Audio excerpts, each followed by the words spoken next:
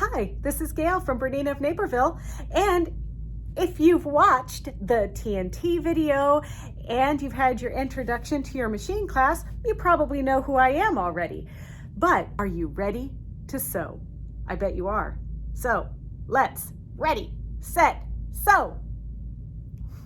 You have a new BERNINA sewing machine. You have a 4 series, a 5 series, a 7, and you know how to wind the bobbin because you watched our videos. You know how to thread it because you watched that needle threader video, and you know how to put the bobbin in because you learned about disco down and all of those fun things that we've had in some of our other tutorials. But what do you do now that it's time to put the pedal to the metal and the needle in the fabric? So we are going to cover basic straight stitching and how to use a tacking feature. We're going to cover doing some of these specialty securing stitches, plus what backstep means, and just basic stitch selection. And then at the end, I'm going to show you one more time what to do when things just don't go quite right. So let's get started.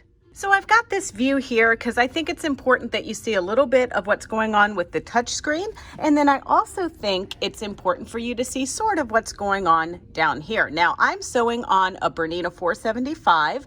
I don't have the knee lever or the freehand system attached. I'm going to be using the lever up here, which is the lever in the back that raises and lowers the presser foot.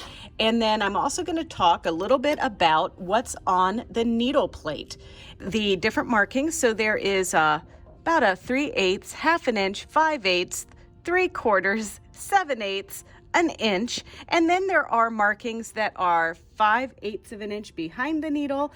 There are markings that's just about an 1/8 behind the needle, a line right at the needle, and even a line right 5/8 before the needle. And then of course, if you have different feet, then you would be able to have maybe the 1/4 inch markings, and those are on the 1/4 inch feet, and that is in the basic patchworking perfect 1/4 inch seams class. Okay, so we're threaded, bobbins in. Let's do a 5/8 of an inch seam with just a straight stitch. No big problems here, just la dee da dee da da da. We're gonna stitch 5/8 of an inch.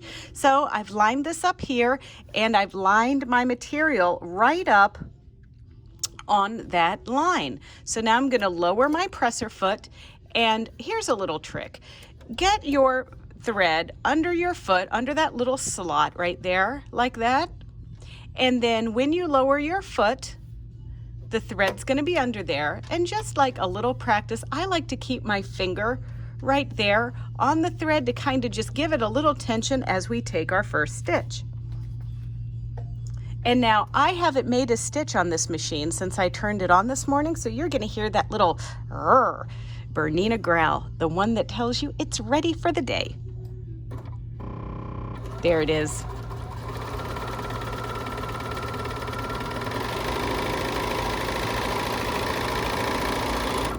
And now I'm ready to lift my presser foot, pull, and cut. Now the B435 doesn't have the built-in thread cutter down below, so if you had the B35, you would just be pulling that and then cutting over like this. Now, remember, I told you I was going to show you how to do a tacking stitch, and there is the quick reverse button right down here. And the way that this works is I am just going to stitch 5 stitches forward, and I do this by just counting 5. One more for good measure. And now I press this button right here. 1, 2, 3, 4, 5. And now I sew all the way to the end.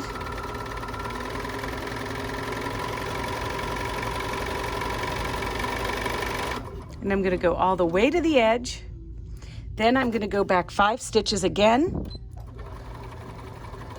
That might have been 6. And now I'm going to stop, and now on the 475 and up the line with BERNINA, there is the built-in thread cutter, which is the little scissors. So now I cut and I lift the presser foot. Now the Bernina 570 models and up, the presser foot levitates for you once you cut the thread.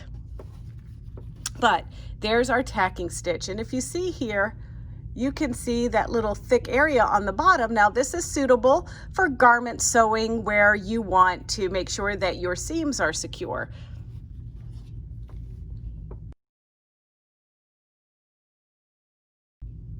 Another stitch I want to pay attention to is our number 5 stitch. Number 5 stitch is, remember when I did that reverse and I had to take my hands off my work to push this button here? Well, this one is kind of pre-programmed in to start with that straight stitch going back and forth. So notice I'm not going to do any touching of buttons right here. All I did was select stitch number 5 and kept the default settings. So here we go. I'm going to hold my threads just a little bit.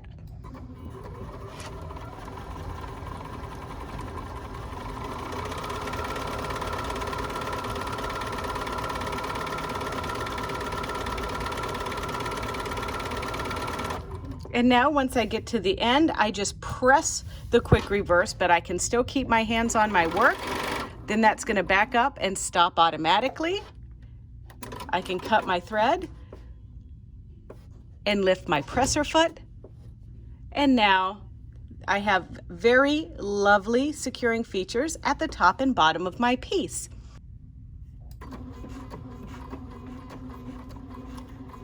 See how the machine stitched in place like that? Well, once we've completed a cycle, and you normally do that by pressing the cutting button, if I don't want it to do that, that's where I go and I make that a little adjustment in my settings screen.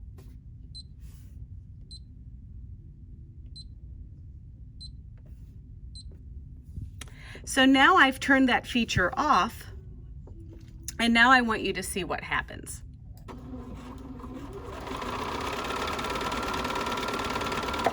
It just started sewing without those stitches in place. Now, let's talk a little bit about having that little pretzel knotting feature, using that before we start and before we stop sewing. So it is on this little pad here of your machine, and it looks like a little pretzel. So I'm going to go ahead and engage it, and when I engage it, the little pretzel shows up here in the bottom left-hand corner of my screen. So there it knotted, and now let's say I want to stop right here.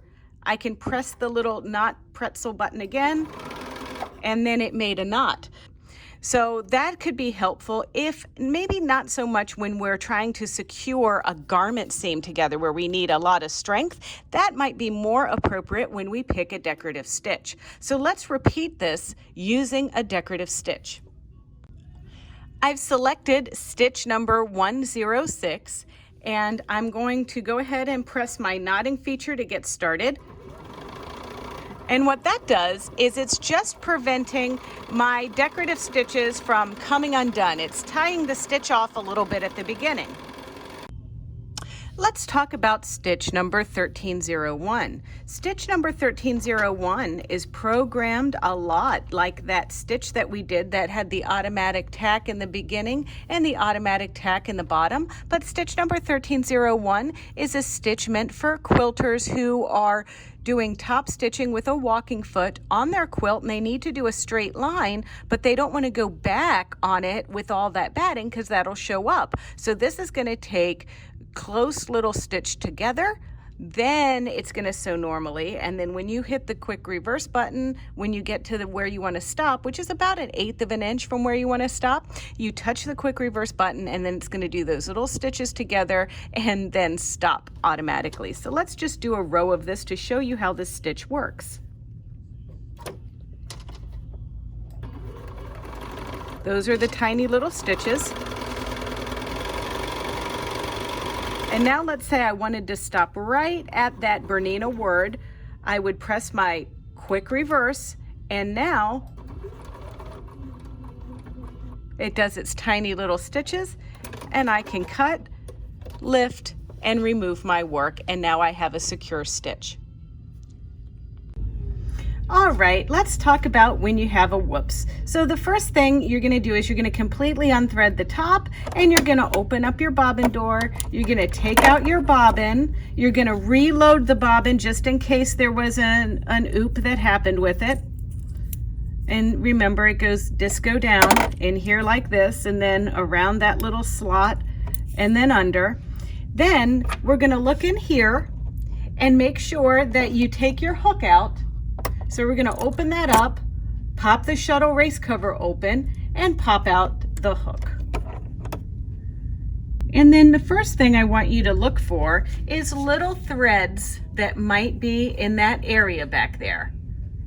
So little bitty stray threads. Then you're going to take your hook here, and you're going to have to put it back in there, but sometimes when things sound clacky or noisy, you're going to need to put a drop of oil in there, just like that. So just a little bit of oil there.